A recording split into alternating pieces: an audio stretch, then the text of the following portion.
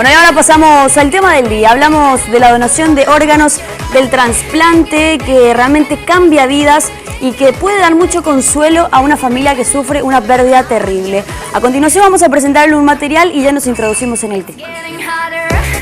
El sueño de mi hermano era ser un superhéroe y se le cumplió.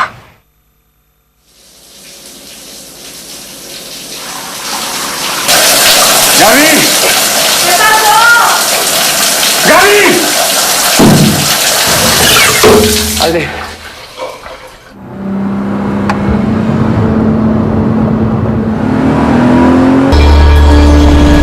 ¿Qué es lo que pasó? Me operaron de las anginas la semana pasada.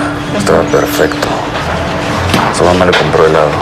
¿Qué pasa, Manolo? Me pidió un helado, me dijiste que podía. ¿Por qué tanta sangre? Calma. Ya lo estabilizaron. Lo veo mejor. En el coche sentí que se me moría. Ya pasó. Todo está bien. Estén tranquilos. Ya. Gracias. Permítanme. Ay, gordo, estoy asustada. Ya, mira, todo va a estar bien. Manolo, ¿podemos verlo? Doctor, hay una emergencia con su paciente. Permítame.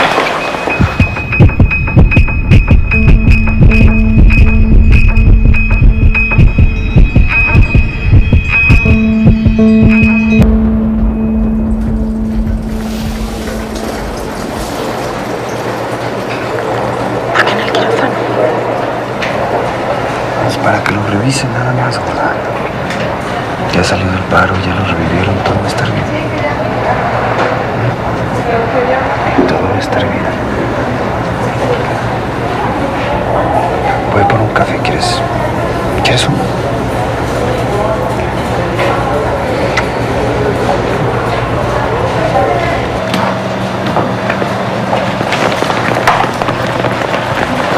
¿Cómo está?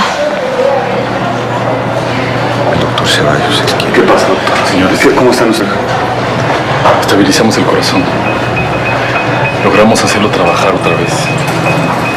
Trabajamos sobre la hemorragia. Hicimos todo lo que estuvo en nuestras manos. Su hijo.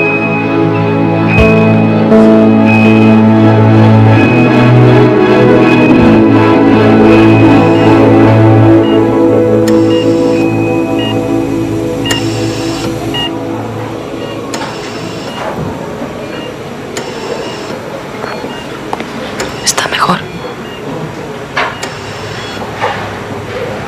Mi amor, ella es Rosalba. Señora, yo sé que es un momento muy doloroso, pero tengo que hablarle de la donación de órganos.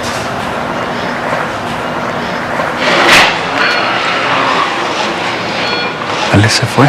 Es cierto, está, su corazón está latiendo. Es muerte cerebral. Se fue.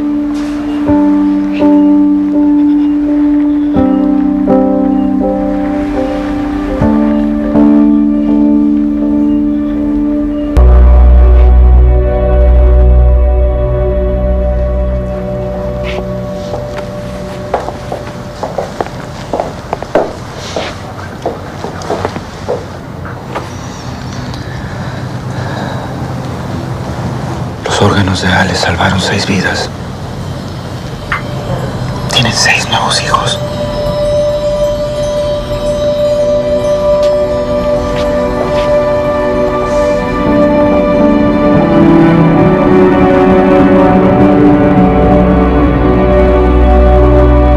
Perdimos a Ale, pero ganamos 6 vidas. Dice a la donación de órganos, sí a la vida.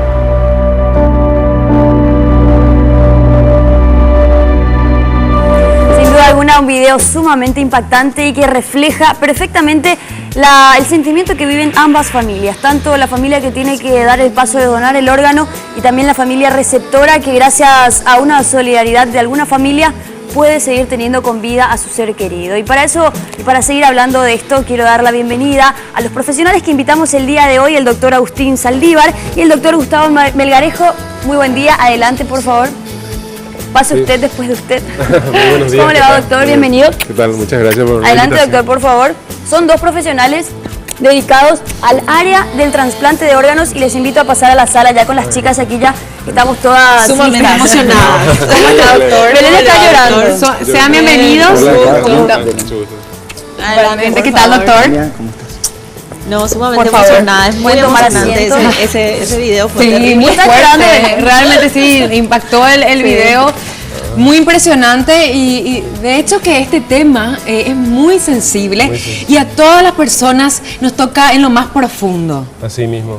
Justamente ahora yo estoy llegando de un acto que se hizo en el Centro Médico Bautista y estaba escuchando la vivencia de algunas personas trasplantadas, contaban la historia de Tatiana, por ejemplo, que decía que ella realmente volvió a vivir después de su trasplante. Son casi la mitad de mi vida vivía enferma y la mitad de vida hoy, 7 años hace su trasplante y realmente está hermosa. Wow. Una niña preciosa y sobre todo muy inteligente.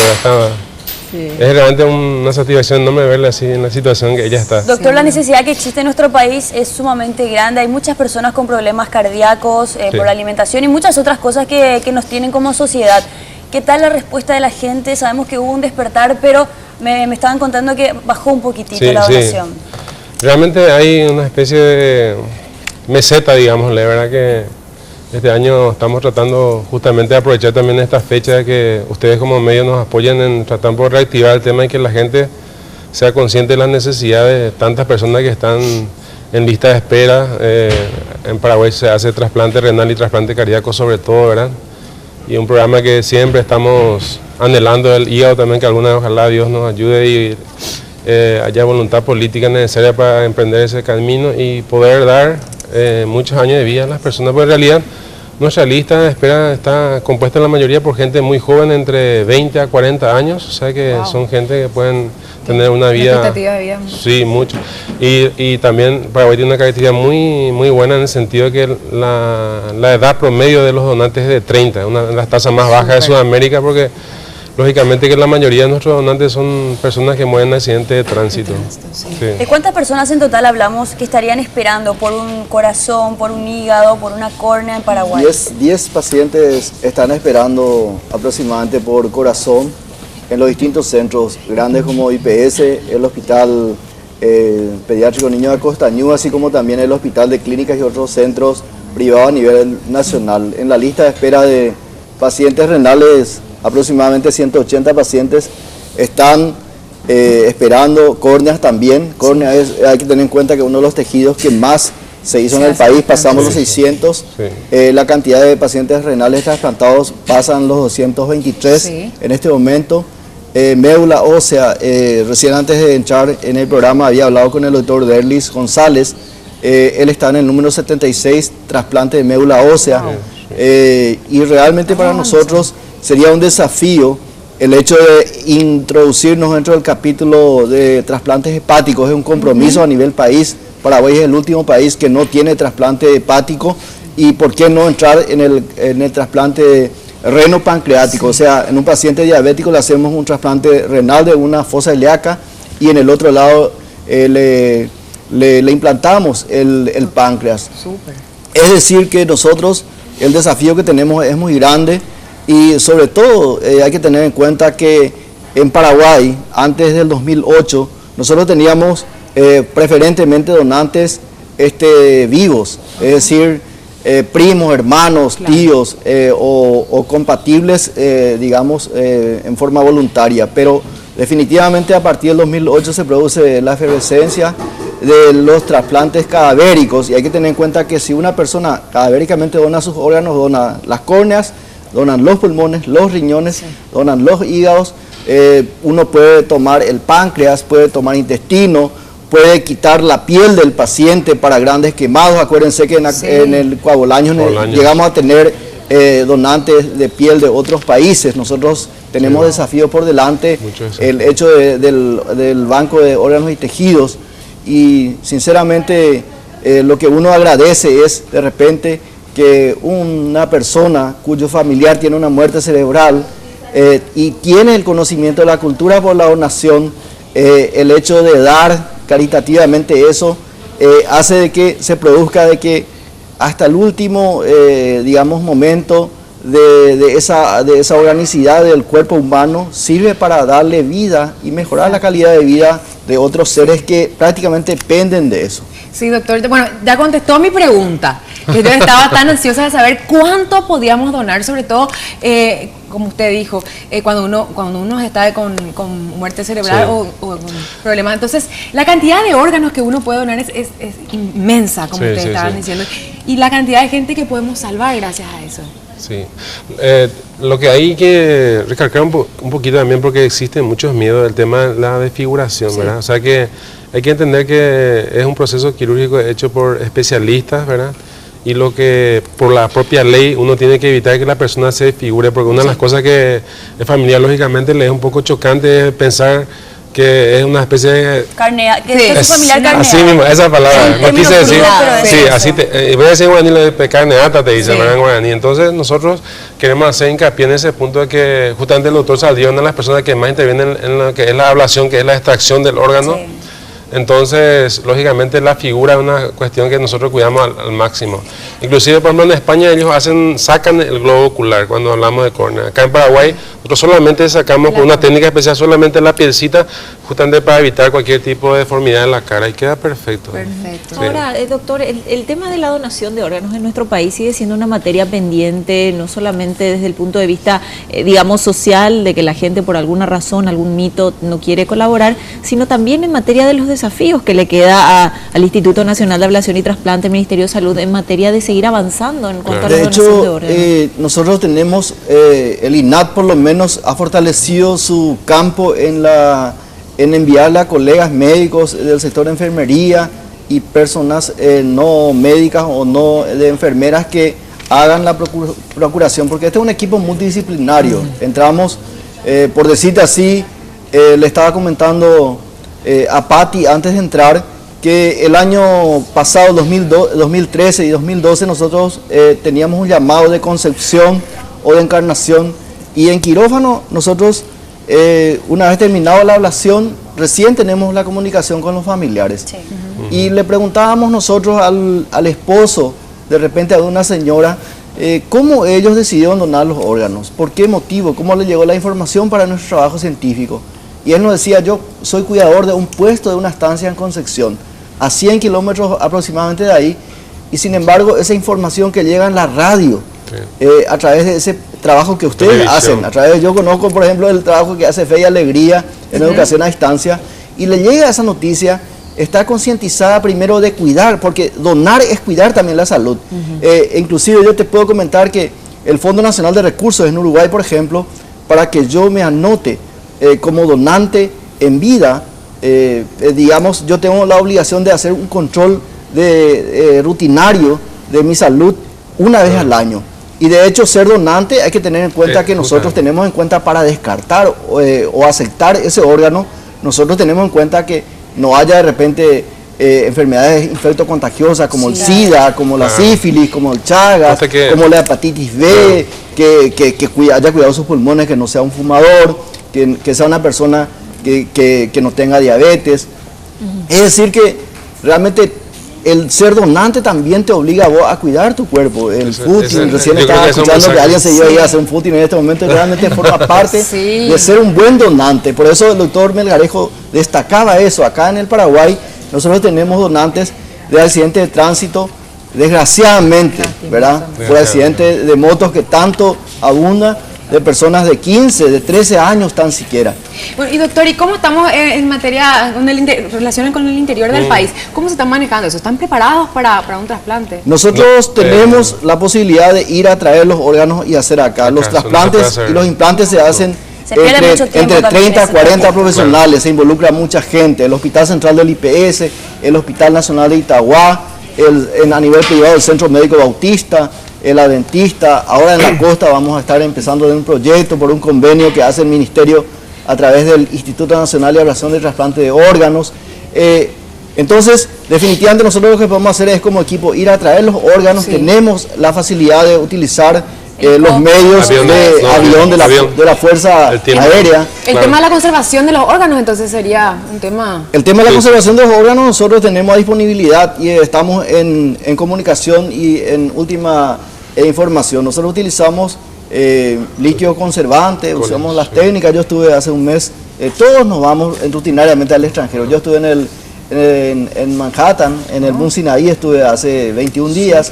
O sea que nosotros estamos realmente en un training constante. Cuando no hay mucho acá, entonces uno se va a hacer un training en Argentina, en Uruguay. Y hay un mito popular que nos confunde a todos. De repente vemos la conservadora que nosotros usamos para poner bebidas, hielo, etcétera, y vemos a los médicos llevando el corazón o algo importante en la conservadora, pero me explicaban que es una técnica que se usa en todo el mundo. Claro, lo que pasa es que lo que se usa en el medio es la criopreservación, o sea, el frío. Entonces uno le infunde un líquido al órgano y queda blanco, ¿verdad? Queda frío.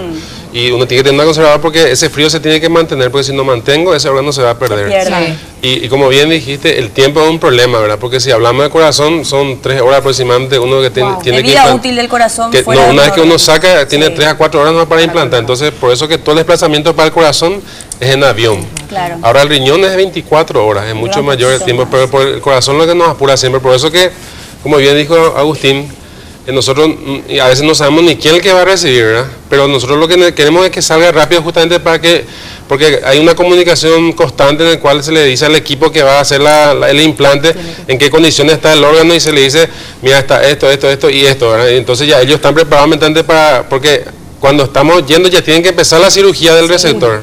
Tiene que haber una sincronización perfecta, porque si hay un periodo de tiempo o hay problemas en la vida, imagínense, perdemos otra vida. Un trámite express el que se realiza. Ahora, el tema del corazón artificial, lo que llamamos normalmente corazón artificial, ¿de qué manera este aparato que contamos hoy en el sistema de salud público viene a coayudar en este tema para los trasplantes? Es muy importante tu pregunta. Realmente es un dispositivo interesante, sobre todo porque es un soporte, ¿verdad? O sea que es un puente para llegar al trasplante.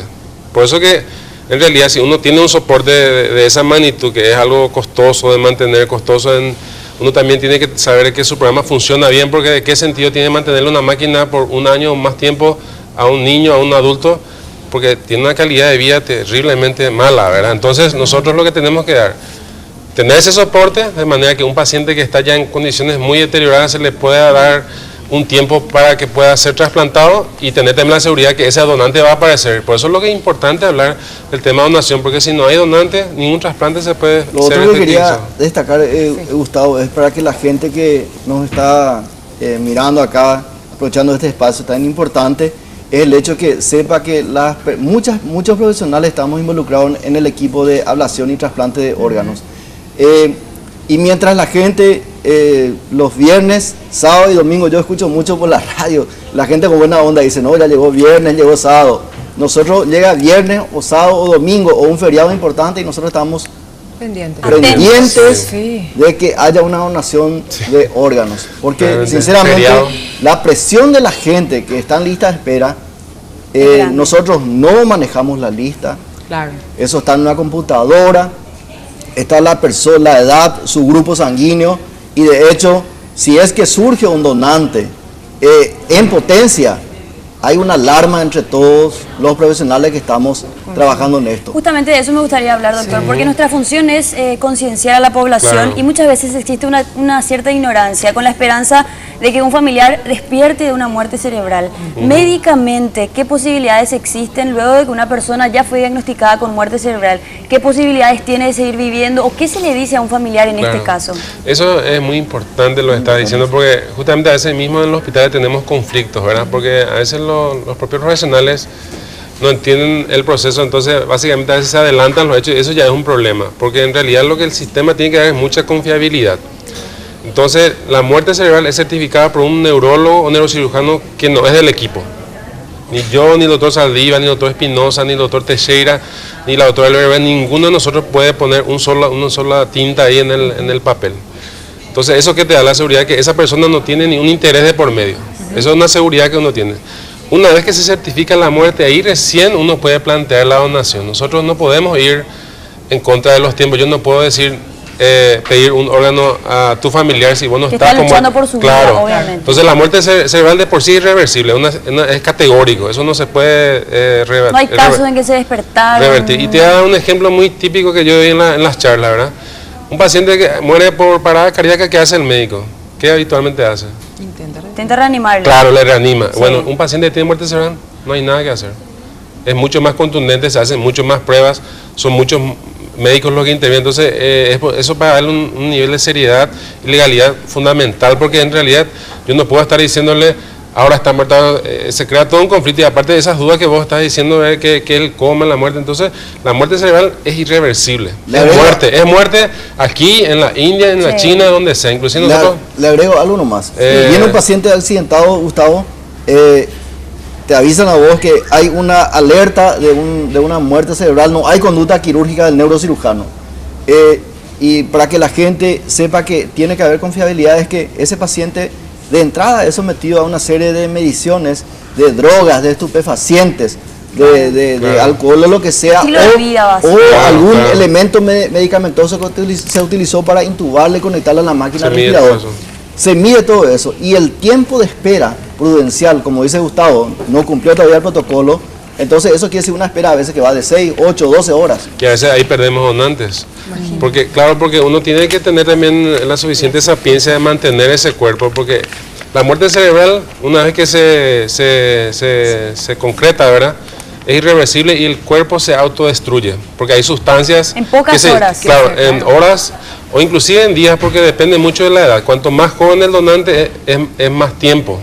O sea que ponerle, vos tenés un donante de 60, eso probablemente en 6 horas ya es imposible que vos le mantengas, pero un chico de 3 años puede ser 24 horas o más, inclusive porque la calidad de sus órganos es muy... Son más nuevitos. Pero también tenés que saber esto, cuanto mayor el tiempo en que se declara la muerte y el tiempo que se hace la donación y todo el preparativo, cuanto mayor esto, él pierde calidad del órgano. O sea que a veces también tenemos problemas cuando la persona es sedada, por ejemplo, porque muchas veces en las terapias intensivas se le pone una sedación para tratar de oxigenar mejor el cerebro y ese cerebro esté en mejores condiciones para poder salvar ese cerebro, ¿verdad? Bueno, a veces esas medidas no son suficientes y esa persona hace la muerte cerebral y el equipo médico no detecta la muerte. Entonces pasan 3, 4 horas, ¿verdad?, y sigue sedado. Entonces, ¿qué pasa? Nosotros venimos a las 8 de la mañana, vemos a ese paciente y lógicamente que ya se perdió ese tiempo y después tenemos que esperar otra 12 horas. ¿Entienden? Entonces, por eso que le digo, es complejo, por eso que es importante que hoy justamente vamos a empezar también un diplomado en el centro médico que tiene la universidad para capacitar a personal de salud, justamente para que entiendan la complejidad y la importancia de cada actor en cada área. Doctor, realmente es demasiado interesante, le agradecemos muchísimo la visita, pero queremos comprometerle hoy en vivo a que vengan a hablarnos más de este tema. No conocemos tanto, somos realmente ignorantes de esta materia que realmente es increíble y realmente necesitamos más. Paraguay necesita conocer más de esto y creo que el paraguayo en sí, como es solidario, va a dar muchísimo más. Entonces ya lo comprometemos, lo invitamos, no sé si esta semana o la próxima. Sí o sí. Vamos a ver qué es producción. La segunda fecha, digamos, en Paraguay se celebran dos. En septiembre, el 12 es el Día Nacional Donante. Bueno, pero no vamos a esperar tanto. Sí, te voy a decir, me gustó mucho lo que dijiste, porque el paraguayo es muy solidario. Muy solidario. Eso no es una mala persona ni es egoísta, sino que justamente ignora los procesos. Totalmente, somos ignorantes. Y yo te doy un ejemplo, Tania, así rápidamente.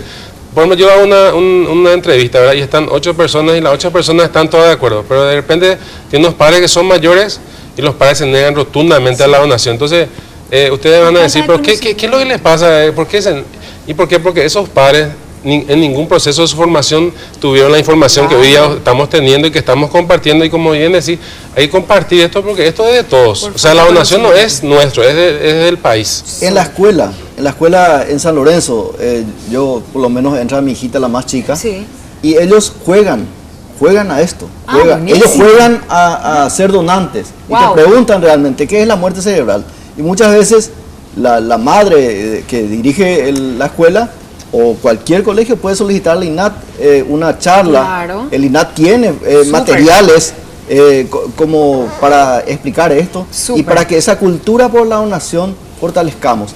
Pasemos de España, que tiene el índice más alto de 21 donaciones por cada millón, ese es el promedio. Acá tenemos 3, es nuestro porcentaje por cada millón. Muy poco. Pero solo falta conciencia, porque el paraguayo con educación es un ser sumamente solidario. Así que muchísimas gracias, doctores.